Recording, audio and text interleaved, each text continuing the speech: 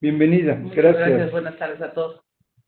La maestra María de Montserrat Godínez, ingeniero biomédico por la UAM. Actualmente estás en la Dirección de Investigación Clínica de Alandra Médica, también con una gran experiencia en proyectos de NOM 240, 241, la ISO 14155, la 13485 y una lista infinita de proyectos en los que has estado. Monse, bienvenida. Gracias. También está con nosotros el maestro Miguel Ángel Torres, ingeniero biomédico, maestría en ingeniería biomédica, maestría en finanzas. Los negocios son muy importantes. Actualmente cofundador de la empresa Verac Consulting y también participando en proyectos muy interesantes. Bienvenido, gracias. Y hoy estamos en el tema que dice el papel del ingeniero biomédico en asuntos regulatorios con aplicación específica a dispositivos médicos. Y creo que este es un tema que últimamente está tomando una relevancia importante. En mis compañeros de la universidad hace 40 años, hace poco escuché el comentario que decían, en esa época podíamos hacer un proyecto en casa, ofrecerlo a un médico y empezar a trabajar con él.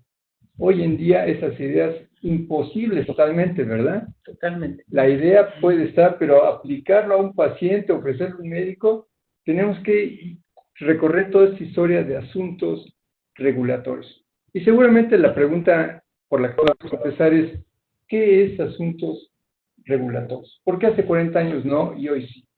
¿Quién contesta? Bueno, tendríamos que remontarnos a toda la experiencia que tiene en la industria. No existían estándares, tenemos el antecedente de la industria farmacéutica con la talidomina y que justamente el riesgo de los efectos secundarios por no tener contempladas las interacciones que iba a tener el medicamento. Y esto empezó en los 70, es cuando se funda FDA, surge el Canadá, y justamente en el momento de empezar a tratar de ubicar cuál era el riesgo en cuanto al tema de dispositivos médicos, ISO Internacional hace una convocatoria avalada por la OMS para justamente hacer un apartado que es específico de dispositivos médicos, que es el TC210. De tal manera que estos estándares que venían siendo especificaciones que se derivaron de tener algún tipo de control en la industria de la manufactura de insumos para la salud, ahora se hacen específicos. De tal manera que el hablar de conceptos como los que hoy tenemos de estándar, de certificación, de dispositivo médico, de insumo para la salud, eran conceptos que ni siquiera se tenían concebidos. O sea, no existía ni siquiera el tecnicismo, la definición, porque no estaban como tal. O sea, ese desarrollo lo tenemos en estos últimos 50 años. Significa que asuntos regulatorios es precisamente generar la norma, el estándar, tener control sobre lo que se está haciendo. No tan así, pero lo que tú aseguras, más bien con todas estas herramientas, es que al final ese insumo, ya sea medicamento, sea dispositivo médico, sea seguro y eficaz. Y entonces la manera de cómo tú compruebas o evidencias que ese dispositivo o ese medicamento es seguro y eficaz es a través de ciertos estándares. Desarrollas el concepto, estableces para qué propósito, la indicación de uso que va a tener, y a raíz de eso vas a establecer las pruebas y la metodología y el protocolo para poder validar lo que estás diciendo que va a hacer, ¿no? Y entonces, ese camino, al final, si tú quieres, el trabajo que ha habido a nivel Secretaría de Salud, a nivel Latinoamérica, la Organización Panamericana de la Salud, atrás la Organización Mundial de la Salud, ha sido armonizar y hablar el mismo idioma para que podamos tener el mismo conector y que no importa en qué estés y una línea de beneficios se pueda conectar al mismo color o el mismo. escrito elaborado es para interés que ocupan los pacientes.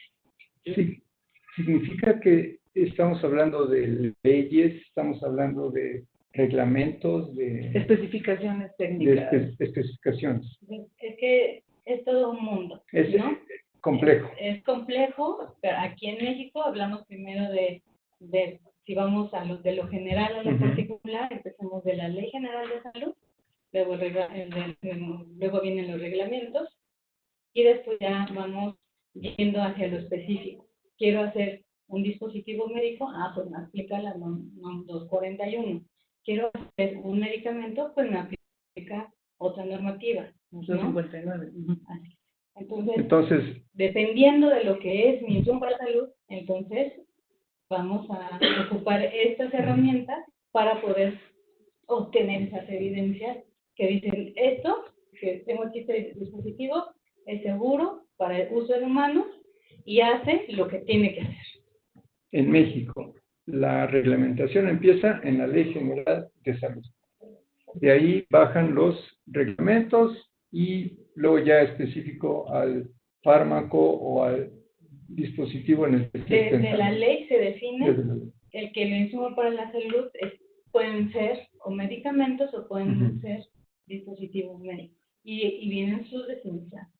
Y adicionalmente a esto tienes los acuerdos y tienes lo que está impactado en la farmacopea, tienes las normas específicas al dispositivo médico en cuestión, y si no tienes la norma específica, tienes que recurrir a los estándares internacionales. Si no hay una norma, te vas a los estándares internacionales. Sí, porque se bajan los estándares. Tú partes de un estándar internacional, que es el trabajo armonizado de todos los países, estamos hablando de 50 años de trabajo, ¿no? Y los gobiernos, en la búsqueda de dar protección a la población, lo que van a requerir hacer es lograr que lo que es una recomendación internacional, que es una ISO, se convierta en una norma de carácter obligatorio en el país. Entonces, el proceso que tiene México es, tengo el ISO internacional, lo tengo que bajar a una NMX, que es una recomendación, y después lo tengo que subir a una norma oficial mexicana.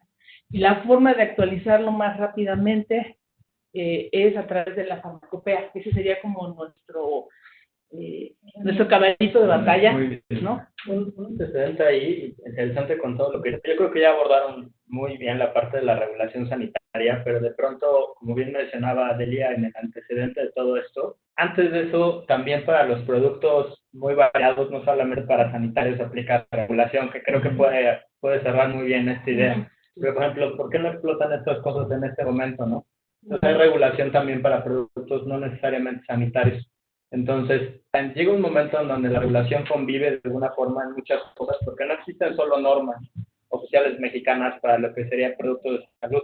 Si abrimos nuestro refrigerador, vamos a encontrar un sello que dice NOM y los vemos muy seguidos en muchos productos. Entonces, eso es parte de la regulación también. Entonces, el chiste aquí es que lo que extrapolamos es la regulación está en todos los productos que usamos, y sin embargo, en este caso, lo que nos concierne es la parte sanitaria, ¿no? Puntualmente la tecnología médica, lo que llamamos dispositivos. En ese sentido, sería importante señalar, cuando alguien me quiere vender un producto, me dices que tiene ISO 9001. El ISO 9001, versión 2015, que tenemos vigente ahorita, se refiere y está enfocada hacia el cliente, hacia servicios como tal. Puede ser para panadería, calidad en el servicio al cliente. Y cuando estoy evaluando la calidad de un dispositivo médico, me interesa justamente que sea la manufactura del dispositivo médico.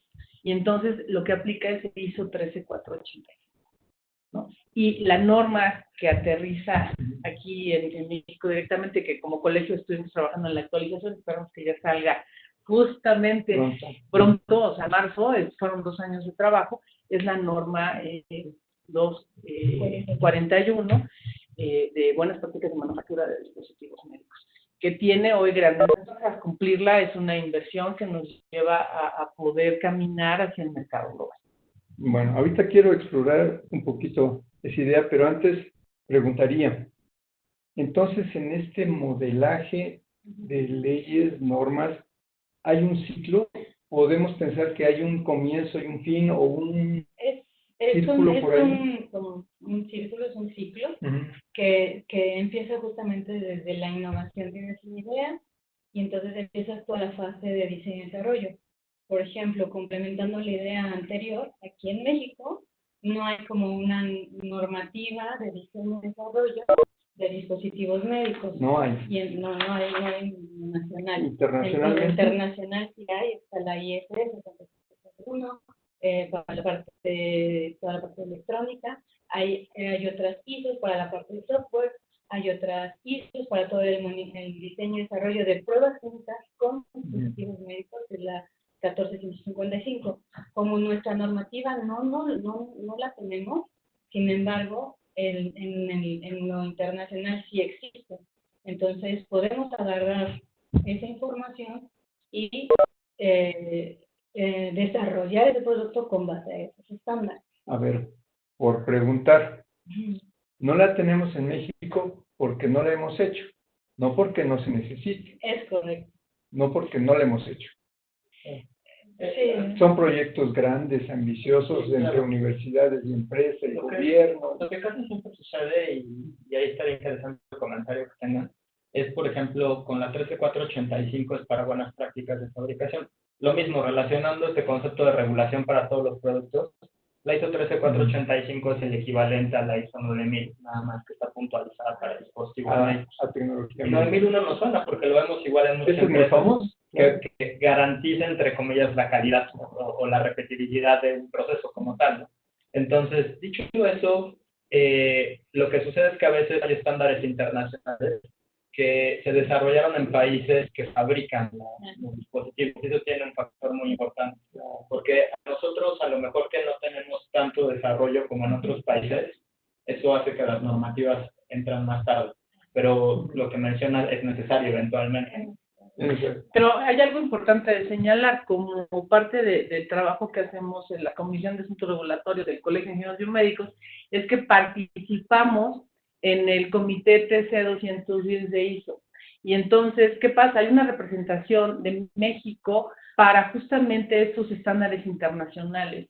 La creación de normas y de estándares internacionales y de estándares como tal tiene un proceso que no es inmediato, pero justamente un estándar internacional va a tener la característica que la mayor parte de los países están involucrados en el desarrollo. Y lo que interesa, lo que impacta cuando en el colegio, a través de este trabajo, nos hacen preguntas específicas hacia industria que se encuentra en México, vamos justamente a esa industria para que ellos la respondan, porque nos interesa tener la voz y el voto de México que esté reflejado en ese estándar internacional. Entonces, el tema es que hay mucho por hacer. Mucho, claro. Mucho por hacer, pero definitivamente la idea de que un investigador, un académico, que un alumno desarrolle tecnología es algo que nos preocupa en el colegio, porque el desconocimiento de estos estándares ya llegan a un prototipo y cuando llegan con nosotros como especialistas, no han tenido ninguna evidencia que pueda presentar. Que se pueda presentar ante la entidad regulatoria. Por eso conocer este ciclo antes de empezar. De hecho, la sugerencia, bueno, el dispositivo hay que verlo como una evolución, ¿no? O sea, se parte de una idea, de una investigación. El dispositivo es una evolución. Así de una idea. Eso fue filosófico. Hacemos filosofía también. Entonces, un dispositivo es el resultado de una evolución. De una idea. De una idea. Así es. Es una definición que voy a apuntar.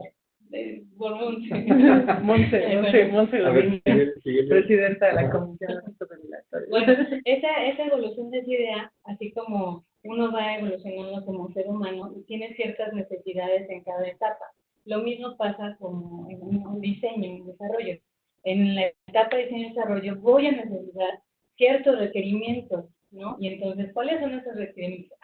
No tengo que inventar el hilo negro. Existe el estándar relacionado, no se voy a hacer una sonda nasogástrica, no soy el primero en el mundo que lo hace, y entonces hay un estándar de sonda nasogástrica. Entonces agarro esa información y la implemento y la traigo sé que hay muchas limitantes aquí en México, pero hay que seguir adelante para hacer ese cambio, ¿no? Y yo creo que es importante el echar esa revisión internacional a lo que existe, porque muchas veces nuestros emprendedores quieren diseñar algo que ya se vende a grandes, ¿no? Y entonces dices, ¿por qué estoy invirtiendo tiempo y esfuerzo, sino que lo que tendría que haber hecho es cómo puedo darle otra aplicación, otra indicación de uso, o generar algo totalmente innovador, ¿no? Con lo que implica esto, porque si no existe, si es una tecnología tal que no hay nada en el mundo semejante, va a implicar que yo genere el estándar, que yo genere las pruebas, que yo idee cómo voy a calificar a lo que quiero llegar, ¿no? Esa indicación de uso que propuse y que va a ser una herramienta para personal de salud en alguna de las áreas. Yo estuve 20 años en investigación en el Hospital General y al principio me costaba trabajo entender la idea del doctor Aguad, que era el jefe, que decía, lo más importante es una idea. Yo decía, ¿qué más da una idea? Vamos a hacer algo. Pero es algo que es lo mismo que tú dices, lo más importante es la idea. Cuando madura esa idea podemos hacer algo. De hecho, en realidad esa idea sale o parte de resolver una necesidad. Una necesidad, exacto. Sí, y aquí a veces los dispositivos sí pueden resolver una necesidad, pero no necesariamente la necesidad que se vive en México. A ver, ingenieros, partiendo de la actividad que hay en el día a día, maduramos esta idea y empieza el diseño. Y dime 4 o 5 puntos de este ciclo. ¿Solo del diseño? Del diseño, del ciclo de vida de un dispositivo. Del ciclo completo.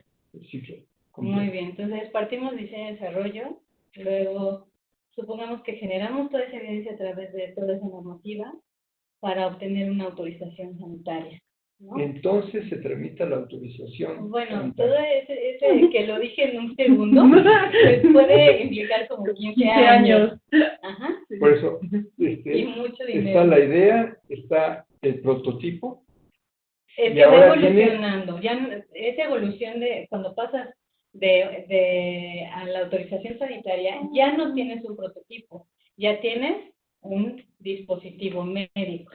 Yo creo que es importante señalar, cuando hemos trabajado con empresas que se dedican justamente a innovación, lo primero con lo que nos encontramos es que no cuentan con la claridad de la indicación de uso, la clase y categoría.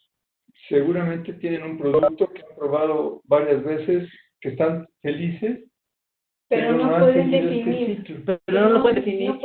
Si yo no tengo esa, ¿y bajo qué requisitos lo voy a evaluar? Porque el que yo tenga la clase, el riesgo y la clasificación y el propósito para el que lo estoy concibiendo, hace que tenga un objetivo muy claro. En el momento en que lo tengo, que puede llevar 4 o 6 años, pues ya sabes para dónde vas. Porque sabes, con la categoría de riesgo, sabes qué requisitos tienes que presentar para el registro sanitario. Que varía de país en país, pero hay más o menos entre todos ya medio que nos pusimos ya de acuerdo. Y yo pondría ahí un poquito en discordia un tema que siempre mucha discusión en el área regulatoria, que la tecnología avanza más rápido que la regulación. Entonces, de todo esto que se platica, ¿qué tal si de veras agarras algo que no existe regulación alguna con respecto a eso? Entonces, el ciclo, a pesar de que tiene un estándar y sigue un proceso como de desarrollo biológico, como dice Monse. Mira, te enseña a hacer té, no de qué sabor. Exactamente. Y ahí es donde empieza la parte de ingeniería, precisamente. Y está también la parte del apoyo del trabajo que se tiene en toda la creación de los estándares. Nos maravilla un estándar que es el ISO 16142. ¿Por qué te lo aprendiste? Yo lo aprendí. Es el estándar de los estándares. O sea, es un estándar que cuando estoy desarrollando dispositivos médicos me ayuda a saber todos los estándares que le aplican en mi dispositivo médico. Ese me parece a mí fantástico, ¿no? Pero obviamente tengo que tener una definición. Más bien, primero debes definir un camino. O sea, ya tienes esa idea y esa idea dónde quieres distribuir esa idea, ¿no? Que se va a convertir en tu dispositivo. ¿A dónde quieres ir? ¿Quieres vender en México? Es un alcance. ¿Quieres vender fuera de México? Es otro alcance. Y entonces, y eso, o sea, si dices, ahora quiero vender en México, ok, tengo que cumplir la normativa nacional. Quiero vender en Europa, tengo que cumplir la normativa europea. Quiero vender en Estados Unidos, tengo que cumplir la normativa de Estados Unidos. Claro, pero van a sumarse, por un lado, los estándares técnicos y por otro lado, los requisitos comerciales. Ahí yo creo que es de sentir muy abrumado por la cantidad de normas y leyes que existen. Sin embargo, en alguna ocasión con algunos platicábamos este tema y me llama mucho la atención porque siempre traían esta idea como de quiero desarrollar algo nuevo y voy a ser innovador y todo eso, y precisamente era como que nos estaban platicando con Delia, de que ya hay muchas cosas que están hechas, ¿no? Yo lo que siempre les recomiendo es hay un libro muy grande, el suplemento de dispositivos médicos de la farmacopea. Pocos ingenieros biomédicos lo conocen, sobre todo los de regulación somos los que lo conocemos, pero los demás no, y me llama mucho la atención, porque es un compendio de mucha tecnología médica que te dice cómo hacerla, básicamente, y creo que es un muy buen parteaguas para cualquiera que no sepa de regulación. Yo les diría, toma este documento y partamos de ahí. Y que estaría interesante. Después de tantas ISOs, NOM, IEX, me dices el nombre de la farmacopea. Suplemento de dispositivos médicos. Suplemento de dispositivos médicos de la farmacopea. De Estados Unidos mexicanos. O sea, FEUM es la farmacopea de Estados Unidos mexicanos. Del suplemento de dispositivos médicos, en este caso es versión 2018, la vigente en este momento. Es importante, como él dice, muchos ingenieros biomédicos desconocen que existe. Es muy bueno. Digo, hay mucho que se podría platicar si vemos los detalles, pero para un ingeniero que no sabe absolutamente nada, decirle antes de que se te ocurra cualquier cosa, agarra. Pero para madurar la idea que tiene. Maduraría mucho la idea. Sí, porque te darías idea de más o menos qué es lo que tendrías que hacer. Porque además ahí están reunidas las normas, el apéndice, el anexo 2, tiene justamente los criterios de clasificación de riesgo, tiene la norma, o sea, lo que está vigente, trae cosas valiosas. Además está el tema de la definición del dispositivo médico, que en muchas ocasiones, cuando escuchamos hablar a nuestros colegas, te dicen es que el dispositivo médico es equipo médico y es una categoría. Es una categoría. Claro. Es una categoría. O sea, hablamos de dispositivos médicos y vamos a tener todo el mundo de opciones, de posibilidades. Y en la innovación va a haber dispositivos que la categoría, a qué categoría corresponde, ¿no? ¿Y cómo lo voy a agrupar? Si es que se puede agrupar, ¿no? No nada más estoy abrumado, sino que contra el tiempo. Porque no puedo definir el ciclo todavía porque hay muchas cosas que platicar. Bien, vamos a ver, tenemos una pregunta por ahí, a lo mejor nos ayudan a... Sí, nos preguntan, ¿por qué la farmacopea de dispositivos médicos contiene muy pocos equipos médicos? Porque son las monografías en las que se ha trabajado. ¿Te puedo hacerle la pregunta a esa persona? Porque lo que pasa es de que a lo mejor está hablando de equipo médico como un monitor, o se refiere, porque también hay, por ejemplo, clavos o placas de osteosíntesis, y si eso se refiere también a un equipo médico, porque el libro es muy grande, no sé exactamente cuántos dispositivos incluya en monografías, pero pues por lo menos unas 100 sí tiene más de 100. Mira, el tema es que cada monografía, para que se encuentre ahí, como Comisión de Asuntos Regulatorios participamos en el capítulo de dispositivos médicos en justamente lo que tiene que ver con la relación de la monografía. Cada vez que se realiza una monografía, se hace una adecuación o viene una nueva, es un trabajo que involucra a la industria, la academia y los especialistas, los investigadores. Entonces, lo que vas teniendo en la farmacopea de dispositivos médicos es justamente esa actualización y de acuerdo a el plan que establece tal cual la autoridad, es que se van agregando, implementando monografías. Sí. Bueno, una de las cosas que también es cierta es que el papel del ingeniero médico en estas actividades regulatorias es reciente, no tiene tantos años. O sea, el colegio apenas está participando como ingenieros biomédicos dentro de la normativa de dispositivos médicos. Antes de eso, quien hacían todo eso eran bueno, Químicos. químicos, ¿no? O son químicos todavía. Porque venían de la farmacología. Porque venían de la es como una herencia de, de los de farma, pero sí hay que hacer mucho hincapié en que un dispositivo médico no se puede tratar como un medicamento. Tengo nada más un comentario con respecto a esa pregunta, porque a lo mejor la está llevando por ahí la persona que hizo la pregunta. El suplemento de dispositivos médicos contiene una gran cantidad de productos que en su mayoría son mucho basado en plástico. Bolsa de urostomía, catéteres, hay mucho acero inoxidable. Material quirúrgico, mucho material material instrumental, ajá. Y ciertamente no hay maquinaria, no hay mucho equipo médico, lo que si formalmente por ahí va la pregunta, ciertamente no hay tanto equipo médico, porque la industria en México tiene una gran fortaleza en lo que es instrumental quirúrgico y el material quirúrgico. Yo creo que esa es la razón del por qué en su gran mayoría son. Ajá, sería esa, pero además tienes Cenetec, que desde la creación establece guías de clínicas, guías técnicas y de evaluación justamente para la tecnología médica. El espacio de la farmacopea como tal, como actualización, lo que nos permite es de manera más pronta poder armonizar con lo que está sucediendo en el mundo, porque una actualización de la farmacopea nos lleva 2 años y lo que tiene que ver con los estándares y normas nos puede llevar 4, 5, 6, 7, para que lo veamos reflejado en la Ley General de Salud, para que lo veamos reflejado en... Este año se están trabajando, nos están compartiendo las monografías en la farmacopea de incubadoras, marcapasos, software como dispositivo médico, concentradores de oxígeno y los requisitos de cumplimiento con la IEC, ¿no? Con los estándares internacionales que comentábamos al principio de seguridad eléctrica y monitores de campo magnético, campo electromagnético, ¿no? Entonces, este año se está trabajando así. Hablar de estos 5 rubros es el trabajo del año.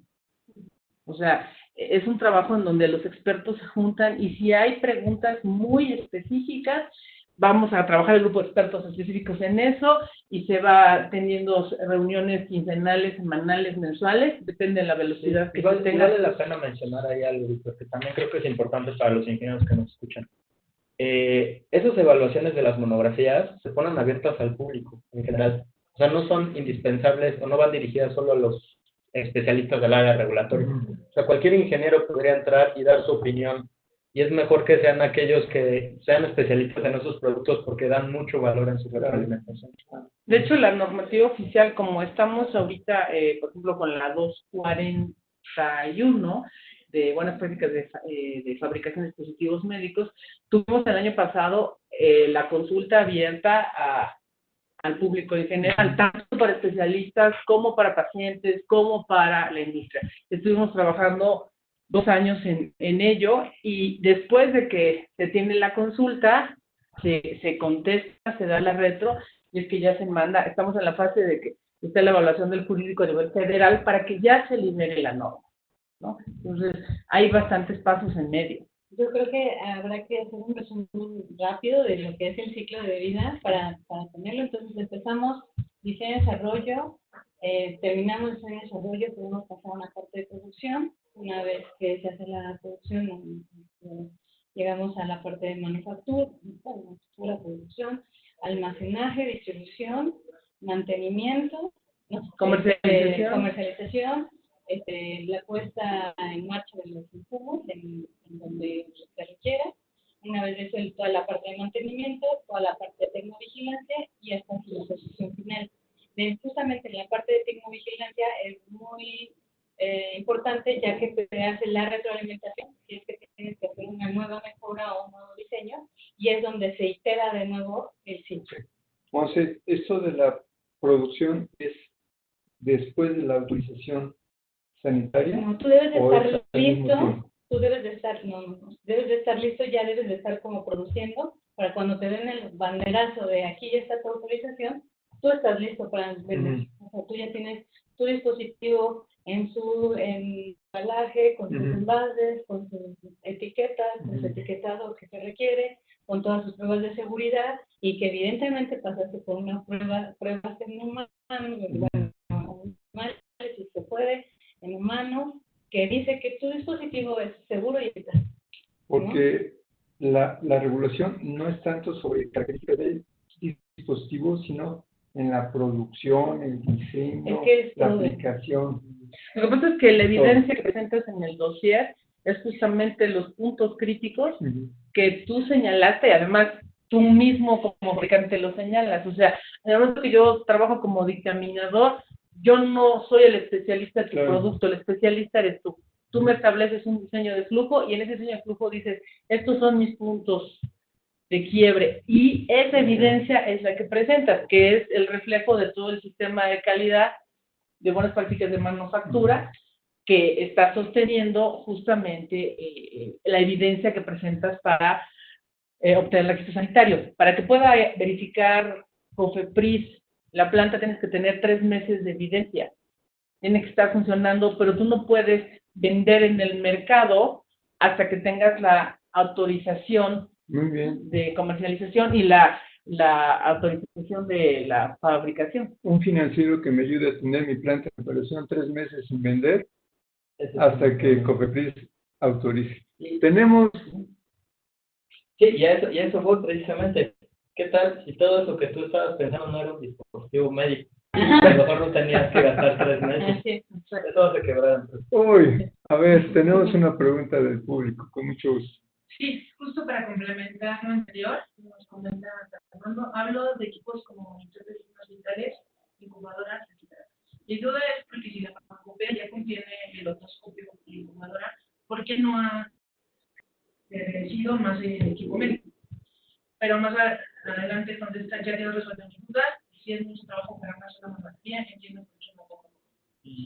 La segunda, de José Daniel Carma, ¿en la actualidad hubo alguna modificación para la impresión de los registros sanitarios en los dispositivos médicos?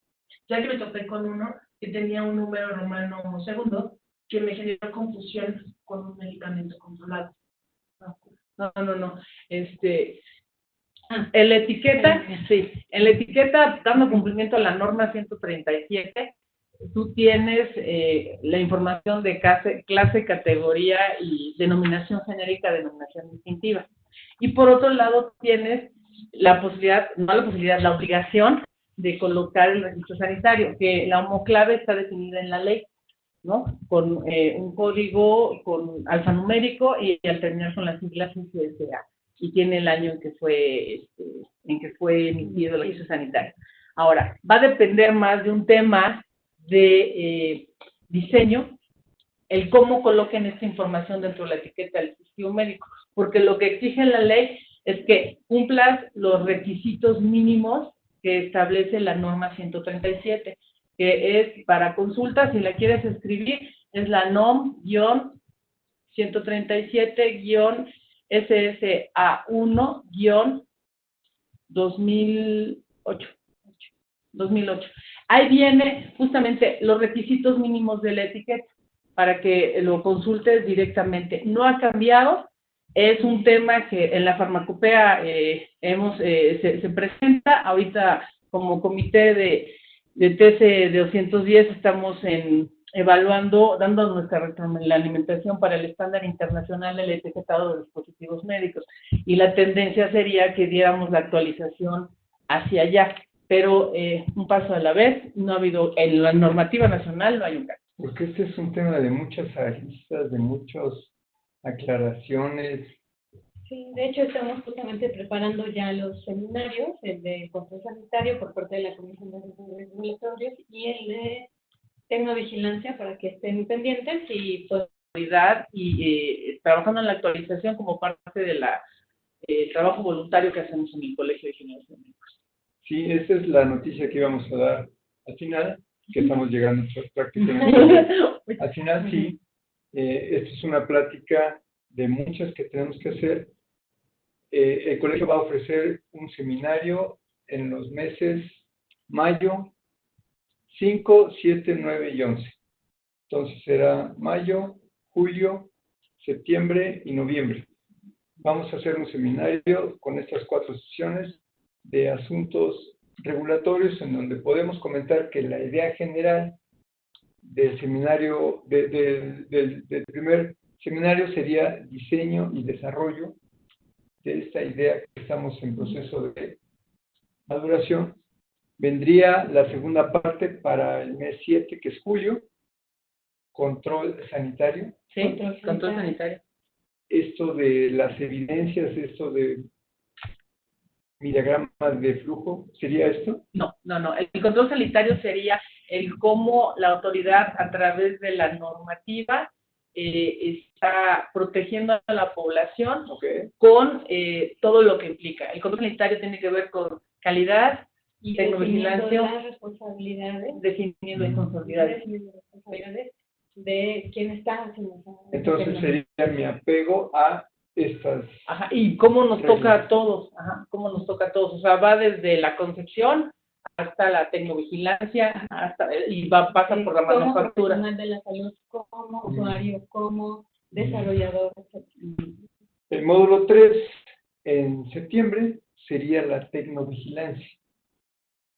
Palabra muy de moda, otra vez, y que grandes retos ahí, ¿verdad? Sí. Historias todos los días ahí. Es relativamente nueva, comparada a la farmacovigilancia, y los médicos no están familiarizados con ella todavía, pero sí conocen muy bien la farmacovigilancia. Eso sí. Entonces creo que el paso puede ser relativamente sencillo en este aspecto. Y por el lado de los ingenieros que están trabajando con este tipo de tecnología, pues saber cómo identificar si efectivamente está relacionado con el dispositivo un incidente que podríamos llamar adverso, exacto. Porque eso tiene muchos rasgos. Y lo fuerte de esto es que en un procedimiento quirúrgico, el 91% de los insumos para la salud que se encuentran en el procedimiento es dispositivo médico, y solo 9% es medicamento. Sí. Sí. Y tenemos algunos otros números interesantes. Es un porcentaje impresionante. Y entonces, ¿qué pasa? El personal de la salud, los profesionales de la salud, la de enfermería, los médicos, todo el personal, el tema de cómo dilucidar si lo que causó algún tipo de incidente fue un dispositivo o el medicamento. Y justamente la forma de evaluarlo y de que la tecnovigilancia es un aliado. Porque Propofol son mililitros, pero todo el equipo de cirugía, el instrumental, es un porcentaje. Pero además grande, los ¿no? puntos en los que interviene. El Propofol, el medicamento, interviene se le da, o sea, y hay un efecto. El dispositivo médico está en el diagnóstico, en la prevención, en el monitoreo, Laparoscopio está en todo. Gasas, guantes, cubrebocas, lámparas. La interacción que tiene con el paciente es electroestimulación, mucho mayor. máquina de anestesia, abusadores, bombas de circulación extracorpórea. Y un ingeniero clínico en tecnovigilancia es el día a día, ¿no? Es correcto. La bitácora, el mantenimiento preventivo, la seguridad eléctrica. Sí, parte, pero parte Es también es parte. Porque quien recae más es quien está ocupando ese tipo de usuarios. Y el que toma la decisión, ¿no? Creo que hay una pregunta muy oportuna en el tema. Iván Bustamante, una pregunta. Los dispositivos reales y vestibles como sensores de... Perdón. Los La pregunta otra vez. Ajá. Sí. De los... Sí. Oye, ya entendió. Ajá. Vestibles entre... Ya. paréntesis, Ropa variables, quirúrgica. Ajá. vestibles. Como sensores de saturación de oxígeno, electrocardiograma o electrocardiograma, que se están incluyendo en ropas, relojes inteligentes, etcétera. ¿Qué requisitos deben de cumplir?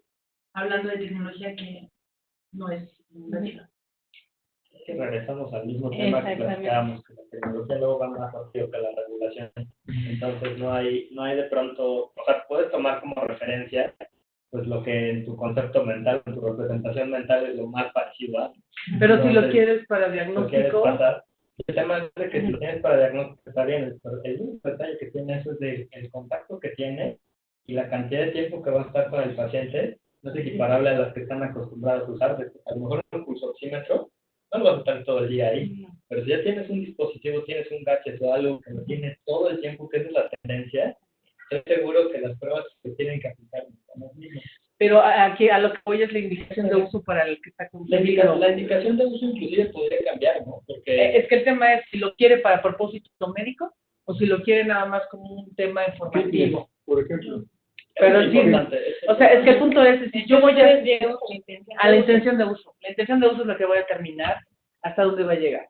Porque voy a garantizar en qué medida. O sea, yo estoy monitoreado por algo que es para fitness y esto no me va a antelar a un evento cardíaco masivo.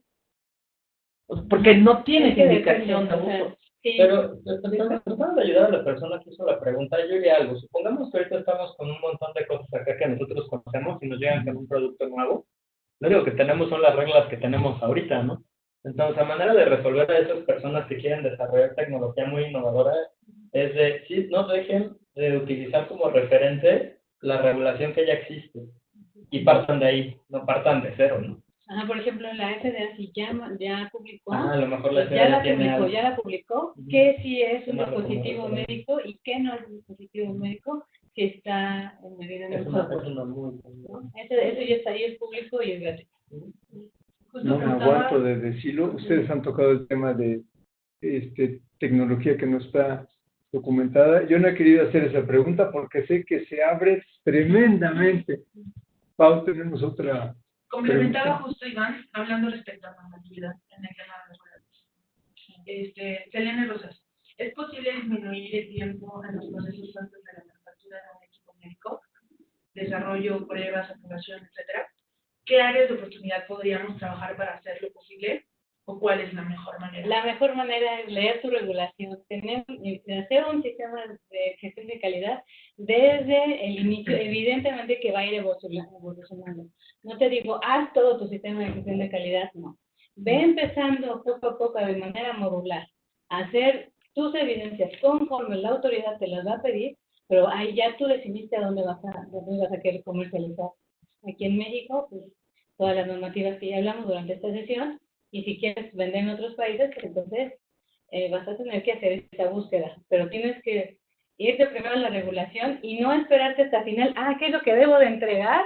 Y entonces vas a tener que hacer una iteración de todas tus pruebas y eso no es nada recomendable. Yo añadiría algo, trabajar con expertos y el generar una estrategia regulatoria, que generalmente es lo que dejan para el final, ¿no? Estrategia regulatoria, regulatoria, clínica, normativa, ¿no? Una estrategia normativa y comercial. Pero también hay más cosas alrededor, ¿no? De patentes, etcétera, ¿no?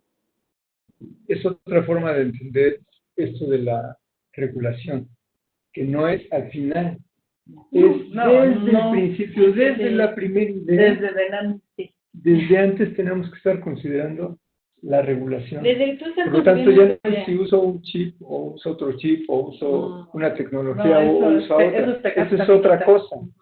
Sí, Cualquier idea innovadora tiene que empezar analizando regulación. Muy bien, entonces estoy de ahí, como dice Miguel, ¿qué es? ¿Es un dispositivo, sí o no? Sí, eso es bien Ya. importante. Una cosa, Podríamos terminar diciendo que es un dispositivo. ese es un punto primordial. Ahí es el punto que quiero llegar, a lo mejor a abrir la discusión con esto. Una recomendación que daría mucho a la gente que quiera desarrollar en México, parta por cosas que no son dispositivos médicos. Le va a ahorrar muchísimo tiempo en N cantidad de cosas. Y hay listados de eso. O partiendo, por ejemplo, tuvimos un caso muy interesante de un producto que la misma COFEPRIS no supo dónde meter la clasificación, pero hay una clase de bajo riesgo y es un tema de regulación. Este emprendedor no lo sabía y lo único que necesitaba presentar era el manual de operación y ya. Y si hubiera hecho caso a otra persona, tuvo que haber hecho pruebas a personas, en hospital, un protocolo clínico, etcétera. Entonces yo lo que recomendaría es que partan por eso, esa es la clave principal, sobre todo los que quieren emprender. Partan de algo que no sea un dispositivo médico. Tenemos que venir al seminario entonces. Sí. Todos los que tengamos interés por innovar, desarrollar, Vender. vender, tenemos que venir al seminario para entenderlo desde el principio. Sí, se abre muchos panoramas de género. Y bueno, si no estás en esa parte y estás en toda la parte que estás en el hospital, pues ven al de tecnología, ¿no? Bueno, el seminario que vamos a dar tiene 4 partes: diseño y desarrollo, control sanitario, tecnovigilancia, y terminamos con disposición final, la baja del producto. ¿Qué puede ser competencia y ahí te metes en el tema oscuro, ¿no? De reuso, refresh, refresh, de refurbished, Para de top. algunas tecnologías, algunas marcas o países es baja, para otros es reusado. Es el auto chocolate, literalmente. Okay. Recibimos mucho de eso, ¿no? Ajá. Y tiene su razón. Es todo un tema. Y hay normativa en Latinoamérica al respecto. Sí hay. Es que yo he escuchado muchas quejas de los equipos. El punto es que aquí en México no hay normativa con respecto en México no. En México Exacto. no. En Latinoamérica sí. Y, o sea, ya hay países donde se apuesta por esto, tiene sus ventajas y desventajas, pero partimos de un sistema de gestión de calidad, partimos de capacitación, partimos de certificación, cumplimiento de estándares. O sea, hay todo pues digamos que una normativa y un soporte que contiene el que la remanufactura sea para humanos del primer mundo. Hay una cosa bien irónica con esto que tocan de reuso y con todo lo que menciona de ella de lo que ya existe, con todo lo que te acabamos de platicar, Víctor, de la regulación. Para un producto reusado, lo único que necesitas es un permiso de importación. Exacto. Con la carta de la persona que te lo está vendiendo de que esté usado y sirve, firmado por no sé quién. Entonces, y de pronto toda la regulación que hiciste. Pero aquí hay una palabra de competencia desleal, a lo mejor, ¿verdad? Pero la ley no te exime de que tenga registro sanitario. Aquí el tema es que, como están sin hablarse el área de importaciones y lo que sería la CASA, la Comisión de Autorización Sanitaria, es por eso que no ha llegado. En el momento, y como no se está ejerciendo la tecnovigilancia, en el momento en que yo tenga un caso de muerte y que me lleve a ese equipo que no está calibrado, que no cumple las características de un equipo que esté en las condiciones que deben ser y que el usuario no tenga forma de evidenciarlo y que haya una demanda, en ese momento, claro que va a brincar la tecnovigilancia y se convierte en cacería de brujas. ¿Por qué? Porque no tuvo la calibración, lo que ha pasado, hasta que llegues a ese punto. Pero en ningún momento, y eso porque lo planteé en la farmacopea, ese fue... Ahí sube, la ley no exime de que un producto usado no tenga registro sanitario. Perfecto. Entonces creo que aquí hay otra pregunta que puede ser muy larga y la vamos a dejar como pregunta. ¿Un incidente adverso y una demanda legal se parecen? No, los alcances son distintos. Los alcances son ¿Un distintos. incidente adverso me puede llevar a una demanda? Te lleva a una investigación para encontrar la responsabilidad y si esta está directamente impactada en el dispositivo médico. Pero el espíritu de la tecnovigilancia es que yo pueda tener la oportunidad de rediseñar, sacar, capacitar, tomar acciones que eviten ese Como daño. por ejemplo, que Como cuando, por ejemplo, hay un médico que en una cirugía comete un error, sin hablar de dispositivos médicos. O sea, ¿cómo se lleva? Debe de haber un peritaje a través de eso. Exactamente Para que igual. se tome una decisión y tiene que haber un cuerpo colegiado para que concluya sobre eso, que lo que generalmente sucede es que se protegen entre el gremio. Que es lo que, Es otra cosa. Ahora, haciendo el comparativo nada más en ese sentido, es que en la tecnología médica, el incidente adverso y la investigación que está alrededor de eso puede fungir como un antecedente para un peritaje, más no es causal netamente de la demanda.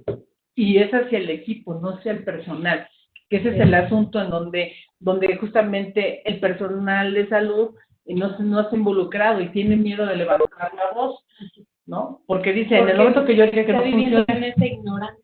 Exacto. El espíritu de tecnovigilancia es, soy un aliado para que los dispositivos médicos que no sean de calidad los saquemos. O das pauta que el quien hace las compras de nuestra institución tenga argumentos de peso para tomar o no ese proveedor. Quizás la pregunta yo la estoy pensando en otra forma.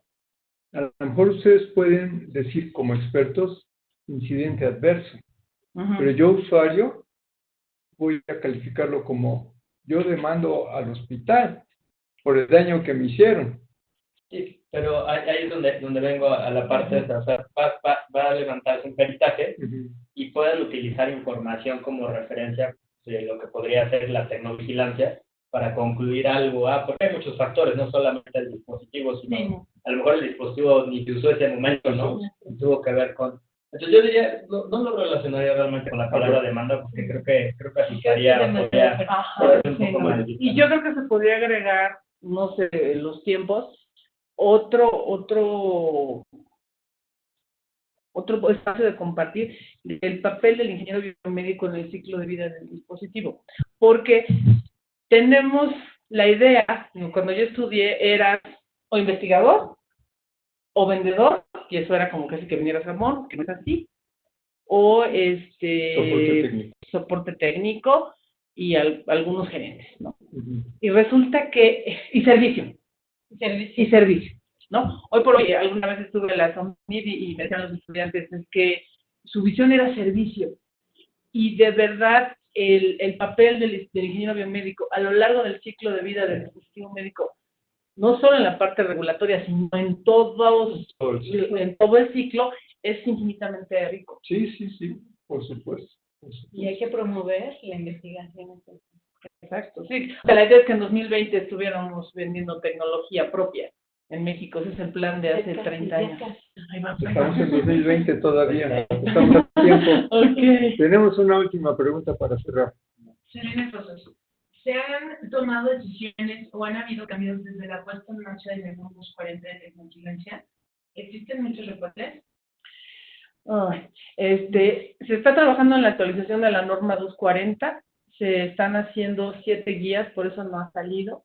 Se está trabajando en esta actualización, donde desde que salió la primera versión en 2012, se contempló que paciente, fabricante, comercializador, usuario, o sea, todos somos responsables de tecnovigilancia. El tema es que no venía descrito cómo se iba a cumplir que todos estos actores en el ecosistema hicieran sus reportes y demás. Es en lo que está trabajando ahorita la tecnovigilancia. Esperamos que en 2018 ya acaben de hacer las guías, porque va para cada sector. 2020, sí, perdón. Es que me quedé con las de buenas prácticas de manufactura. 2020 que acaben de hacer estas guías para que se pueda implementar. Definitivamente la tecnovigilancia es un aliado. Hemos estado trabajando como colegio ahí en la actualización y también vamos impartiendo cursos justamente de tecnovigilancia asociada a justamente el impacto que tienen en dispositivos médicos y cómo puede ser ese aliado, incluso para tomas de decisión, no solo para el área de asuntos regulatorios o de diseño, sino para la calidad que refiere a una institución a través de los productos que no tienen reportes. No hay una cultura del reporte de tecnovigilancia, o sea, cuando uno se presentan los casos, nos comentaba la ingeniera Lorena Garza, que es nuestra presidenta del colegio, y que ha estado en tecnovigilancia desde el principio, que los casos no llegan a ser, no sé, más de, no sé, es irrisorio, 20, 100, una cosa así, ¿no? Entonces, el tema es que no hay cultura, porque no hay cultura del reporte de tecnología. Es parte de nuestros retos, bueno, como ingenieros biomédicos. Claro. Pues muchas gracias por estar aquí. Gracias por toda esta carretada de ideas, conocimientos, leyes, normas, que como colegio las vamos a ir explicando, las vamos a ir comunicando, vamos a ir invitando a que participen en todos esos grupos de asesoría, de retroalimentación. Puertas abiertas por todos los medios, la Comisión de Asuntos Regulatorios. ¿Puede ser? Una pregunta, sí, como no. Adriana Sánchez, ¿hay alguna plataforma donde se visualicen los reportes de tecnovigilancia realizados para evitar la duplicidad de notificación?